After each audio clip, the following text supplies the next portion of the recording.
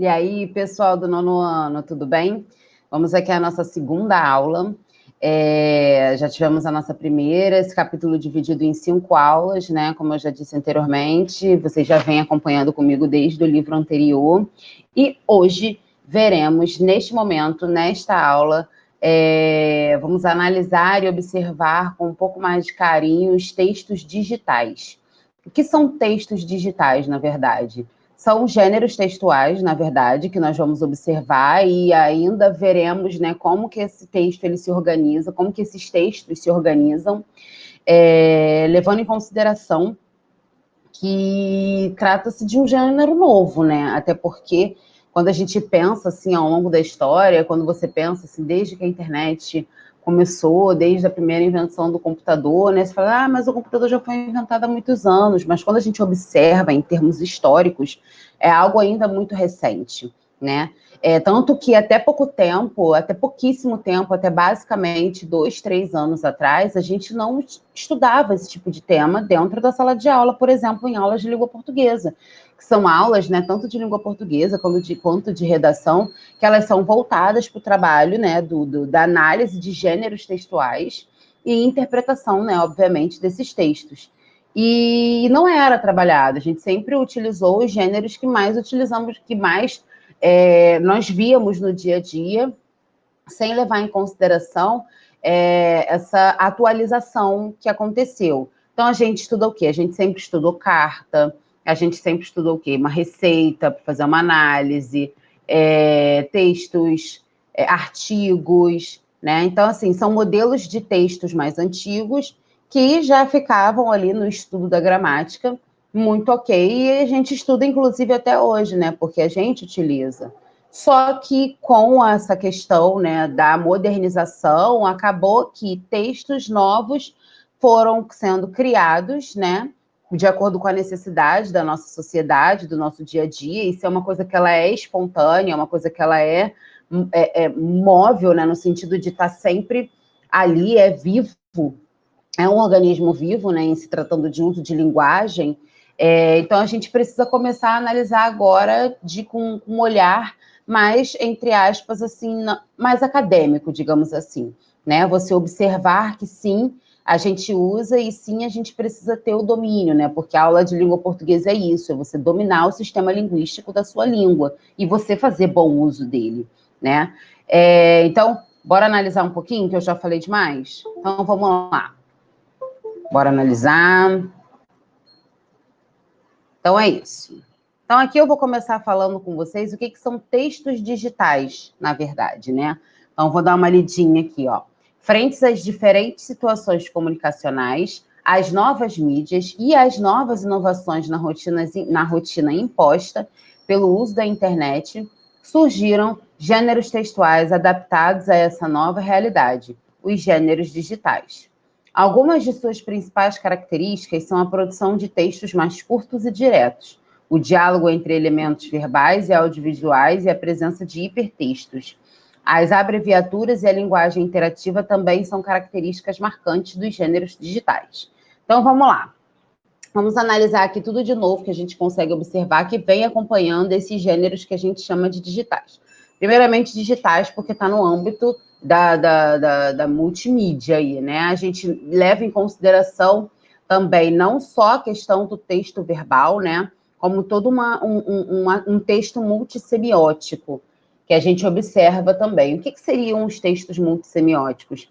São esses textos que não só levam em consideração o texto escrito, como levam em consideração também todos os recursos visuais e sonoros que podem compor um texto, levando em consideração também que tudo é texto.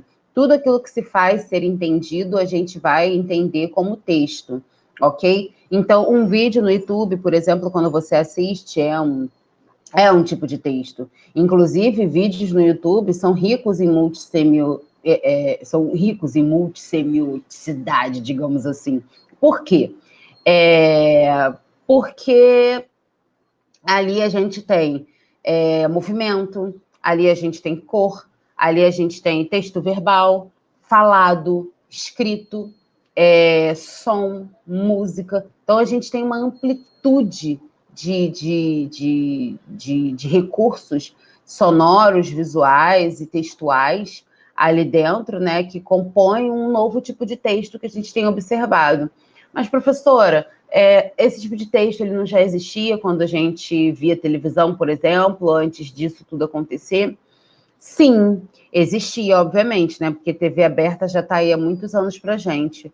Porém, a forma como isso se tornou acessível às pessoas numa forma de construção, né? Está numa amplitude muito, num alcance muito para todos, né? Porque antes você via textos, né? Propagandas, tudo em TVs, né? Em canais abertos, mas era uma coisa do tipo, você só tinha aqueles poucos canais para você assistir, e você, né, o público em geral, quem não trabalhasse nessa área diretamente, só ficava como espectador, né? E hoje, para uma pessoa não ser só espectador na internet, é muito mais fácil dela. Eu mesma, por exemplo, posso criar vídeos no TikTok, eu tenho recursos para isso, no TikTok, ou em outros aplicativos. Então, ali eu entro, eu falo, eu boto coisas, eu posso botar coisas escritas, eu posso colocar música, né?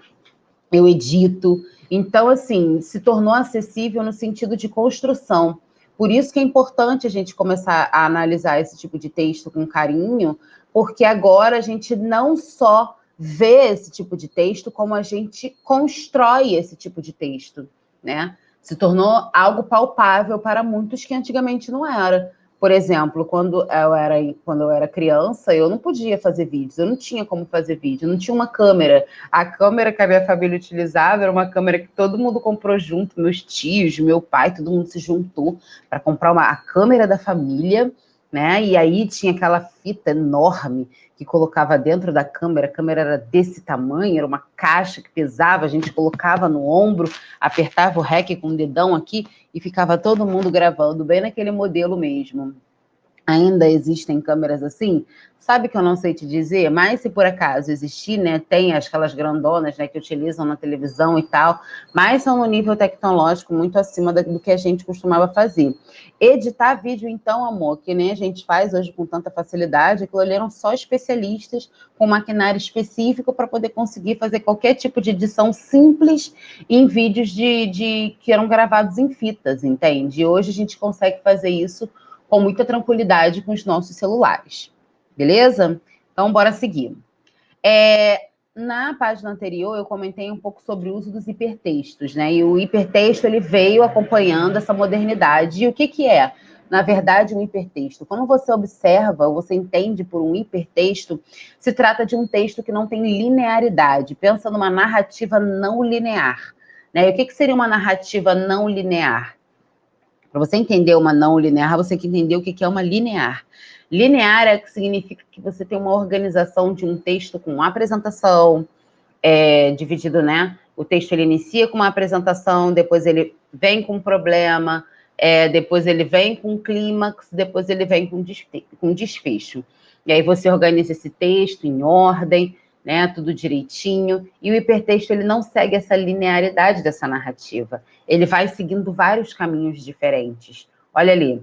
A apresentação de informações escritas, organizada de tal maneira que o leitor tem liberdade de escolher vários caminhos, a partir de sequências associativas possíveis entre blocos vinculados por remissões, sem estar presa a um encadeamento linear único. Ok? Isso quer dizer o quê? Que ele segue vários caminhos mesmo, ele vai fazendo o seu próprio texto. Não sei se vocês já tiveram a oportunidade de assistir a um episódio de Black Mirror, que eu esqueci o nome, que ele trata-se de uma narrativa não linear, porque com a questão da interatividade, Netflix fez esse episódio de Black Mirror. Tem uma outra série que também teve não sei se foi Unbreakable, que teve uma interatividade também, que aí você ia escolhendo as ações dos personagens, tipo, agora ele vai fazer o quê? Agora ele vai seguir para um restaurante ou ele vai voltar a encontrar com uma determinada pessoa? E você lá com o seu controle remoto, você ia decidindo o caminho que você ia dar para aquela narrativa, ok? Então, aquilo ali é um exemplinho de hipertexto, tá? Olha ali para você poder entender. O texto normal, ele vai se dando numa sequência lógica, ok? Quando você pega um livro, por exemplo, ele é escrito com uma narrativa linear, porque dali você percebe que você tem a primeira página, aí depois você vai para a segunda na continuidade da história, e assim a narrativa ela vai se desenrolando página por página. E o hipertexto não. Você pode começar com a página 1, depois você caminha para a página 5, depois você caminha para a página 57, depois você caminha para a página 60, e a gente faz hipertexto o tempo todo como? Já já eu vou explicar. Antes da gente entender o hipertexto melhor, da forma como eu vou mostrar para vocês, surgiu-se também um outro termo que a gente utiliza como hipermídia, tá? O que seria a hipermídia? A hipermídia é um tipo de hipertexto, porque a gente segue essa não linearidade, porém a gente consegue compor melhor vários desses recursos que eu já iniciei a minha aula falando, como recursos de imagem, de som, de vídeo, ok? Olha ali, vou dar uma lida, ó. Para alguns estudiosos, o hipertexto é um tipo de hipermídia.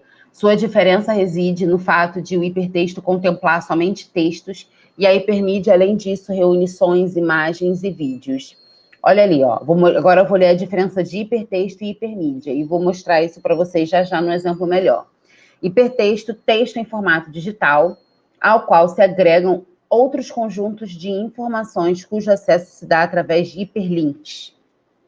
Então, entenda uma coisa, quando você está ali, utilizando o seu celular, você vai clicando em links diferentes, ali você está fazendo hipertexto. Porque você clica no link, depois você puxa outro link, depois você puxa outro link, e você vai determinando aquilo que você vai vendo, as informações que você vai adquirindo.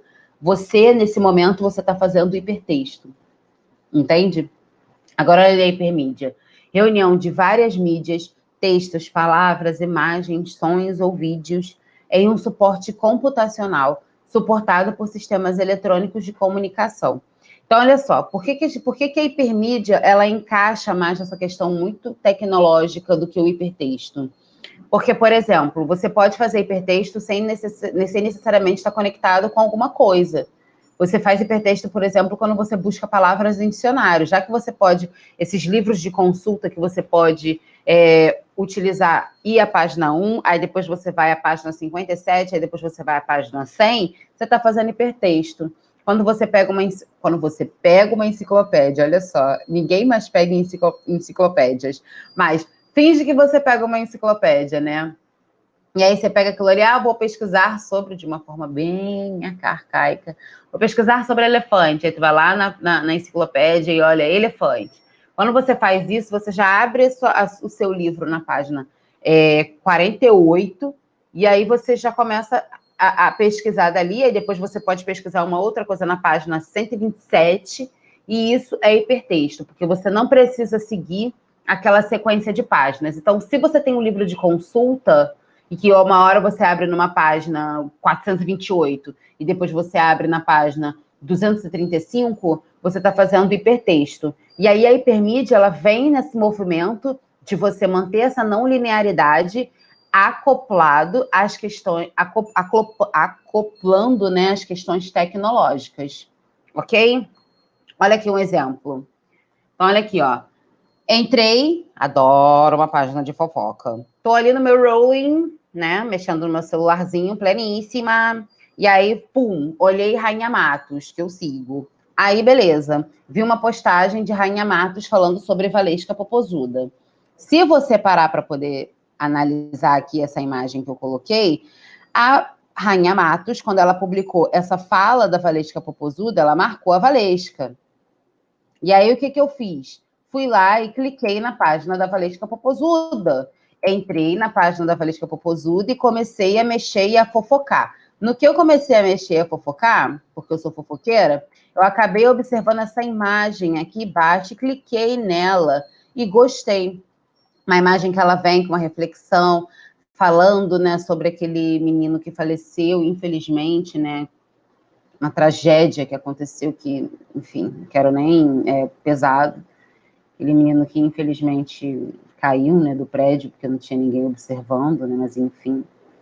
E aí eu, muito tocada, né, na época que ela fez essa publicação, eu acabei por publicar, eu mesma. entende? E aí, essa aqui é a minha página no Instagram, e acabei fazendo essa publicação.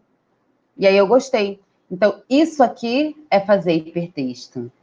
E como eu fiz uso de recursos tecnológicos, eu fiz uso de hipermídia. E aí eu fui e publiquei nos meus stories. Beleza? Tá? Então, isso aqui é fazer hipertexto. Beleza? É uma narrativa não linear. Eu fui decidindo o caminho que eu fui seguindo. Tá? Eu não posso decidir esse caminho, por exemplo, quando eu estou lendo a história de um livro. Ok? Então, vamos lá. Agora a gente vai analisar tipos, né, mais tipos de textos que a gente observa aí que surgiram com o avanço da tecnologia. Um deles, Graphics Interchange Formats, não sei se fala desse jeito, eu sou horrorosa no inglês, que é o GIF, né? GIF é uma sigla que foi feita a palavra do ano pelos dicionários Oxford. A sigla remete tanto à estrutura do conteúdo quanto à extensão do arquivo digital. Trata-se de uma montagem de imagens que se sucedem automaticamente, criando uma espécie de vídeo curto. Então, aqui eu botei um exemplinho de um GIF que eu gosto de utilizar no meu material, né? Que é I Love Bob Esponja, e dele folheando o livro. Aí você vê que a imagem fica se repetindo o tempo todo. Vocês sabem o que é um GIF, a gente faz GIF, a gente utiliza muito GIF.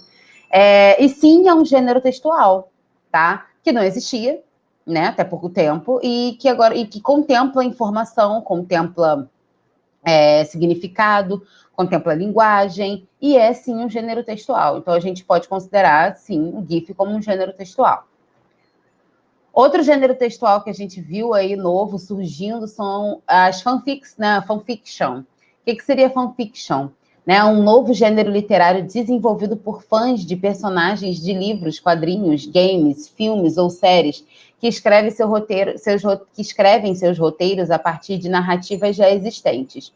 Traduzindo, uma fanfic é uma história de ficção criada por fãs que se tornaram eles mesmos autores de novas tramas e argumentos para seus heróis favoritos. Então, aqui um exemplo que eu trouxe de fanfic, né? O que seria fanfic, na verdade, para vocês entenderem melhor, resumidamente, o que eu acabei de ler? Você pega uma narrativa já existente, uma série, um filme, qualquer coisa, e aí existem umas páginas específicas em que pessoas se apropriam dessa história, dessas personagens e criam novas narrativas. E, tipo, qualquer pessoa pode fazer isso. Eu posso chegar e fazer isso. Eu crio um perfil, uma página de fanfic, e aí, de repente, várias pessoas começam a te seguir, a te curtir, porque estão gostando das suas histórias, que você está criando com base em outras que já existem. Então, a gente tem aqui essa imagem que eu trouxe que é bem interessante, ó, fanfiqueiros de papel. Por quê? Porque ali a gente tem pessoas que criam histórias com base em quê? Na série La Casa de Papel. Professor lindo, maravilhoso. Apaixonada por esse bof. Maravilhoso, lindo demais. Então, olha ali, ó. Salvador Dalí. Conheça a história e algumas obras desse pintor excêntrico cujo rosto foi usado nas máscaras dos assaltantes. Existência, o verdadeiro tema da série La Casa de Papel. Escritores de revelações e escritores de destaques. Bela Tchau, conheça a história por trás dessa canção de músicas de protesto. E aí, a gente segue, tá? Então, aqui a gente tem alguns alunos, né, aqui do 9º ano dessa escola aqui, né, que criou, tá? Essa fanfic, e ficou muito legal, ficou muito interessante. Ok? Vamos seguir. Vlog, gente, vlog também é um gênero textual, tá? O conteúdo do vlog é um vídeo publicado sobre um tema e não um texto escrito. O produtor de videoblogs ou simplesmente vlog é conhecido como vlogger ou vlogueiro. Os vlogueiros costumam publicar seus vídeos regularmente, procurando com essa assiduidade gerar certa expectativa entre seus seguidores. Então, são pessoas que geram conteúdos na internet, que eles ficam gravando, né, vários vlogzinhos. Podem gravar da própria vida, gravam falando sobre alimentação, podem falar sobre jogos, enfim. E aí a pessoa, se ela se identifica sobre moda, né? E aí a pessoa se identifica, ela começa a seguir aquilo ali. E aí a pessoa ela vai ganhando dinheiro com base na quantidade de seguidores que ela vai adquirindo, porque dali ela começa a fazer publi, ela começa a criar, a trabalhar a parte comercial e começa a arrecadar dinheiro dessa forma. E aí a gente conhece vários blogueiros, né, gente? Basta quem acompanha aí em YouTube, Instagram, e quem se identifica. Eu sigo vários, eu gosto, eu curto, e não vejo problema nenhum nesse tipo de texto, né? Enfim, a gente segue aquilo que a gente gosta, ok? Bora lá. Wiki. O que seria wiki? A característica mais marcante das wikis é permitir uma escrita colaborativa. Uma página wiki utiliza código aberto, ou seja, um código passível de ser editado. Normalmente, todas as versões da página da página ficam gravadas no histórico, fazendo com que quaisquer modificações sejam facilmente revertidas ou recuperáveis. Então, Wikipédia, né, é um exemplo desse tipo de texto, porque, na verdade, a Wikipédia é aberta. Se você quiser criar uma página na Wikipédia falando sobre alguma coisa que você tem um domínio que ainda não tem lá, né, a nossa enciclopédia online, ela está aberta para você poder colocar. E aí, claro que vai passar por uma revisão, né, vai ter uma certa autorização, se a pessoa pode ou não ter uma página ali, né, mas ele pode ser editado, para poder ser atualizado, tá? E é isso, mais um gênero textual que nós temos aqui, ok? Agora, esse aqui eu peguei do livro de vocês, que a gente vai observar a questão da organização e elementos de textos na web. Olha ali. Os textos escritos especificamente para circular em ambiente digital têm a sua composição e a sua linguagem definidas por algumas questões básicas. O que escrevo? Para quem escrevo? Por que escrevo? Com que intencionalidade escrevo? Além dessas questões, há um ambiente em que o texto circulará. Algumas redes sociais e servidores instituem regras para o número de caracteres e usos de imagens. Considerando essa questão, tanto a composição quanto a linguagem devem ser adequadas aos interlocutores e ao suporte. Para exemplificar, veja a página do Ministério da Ciência, Tecnologia, Inovação e Comunicações, que apresenta o tema nanotecnologia, que nós, inclusive, vimos na aula anterior. Os vários elementos que formam essa composição são indicados e explicados em boxes. Olha aqui.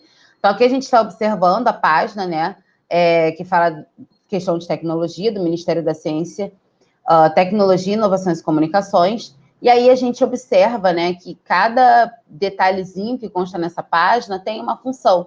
Então, aqui eu tenho o menu atalho para navegar no site, eu tenho cabeçalho com o menu principal do site, eu tenho um campo de busca dentro do site aqui, eu tenho link para acesso a Libras, para quem precisar dessa ferramenta. Eu tenho link para os perfis do Ministério nas redes sociais. Aqui eu tenho a imagem de Twitter e daí por diante. Links para o compartilhamento, caso a pessoa queira compartilhar o conteúdo, né? Menu com botões para acessar os conteúdos do site, ok? Localização do leitor dentro do site para saber onde que ele está. Menu com conteúdo de outros formatos. Aqui, ó, eu tenho a versão áudio, por exemplo. Beleza? Então, agora a gente vai fazer um pouquinho de exercício.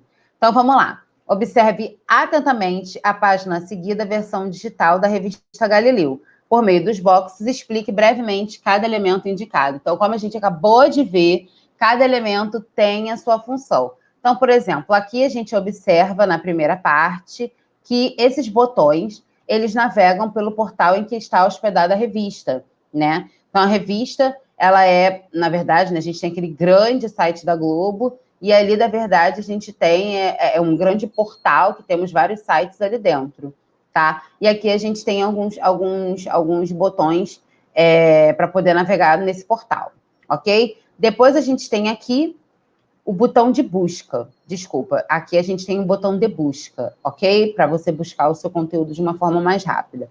Depois a gente tem aqui botões para acessar redes sociais da revista. Quando você clicar nela, você vai entrar na rede social, por exemplo, da própria revista Galileu.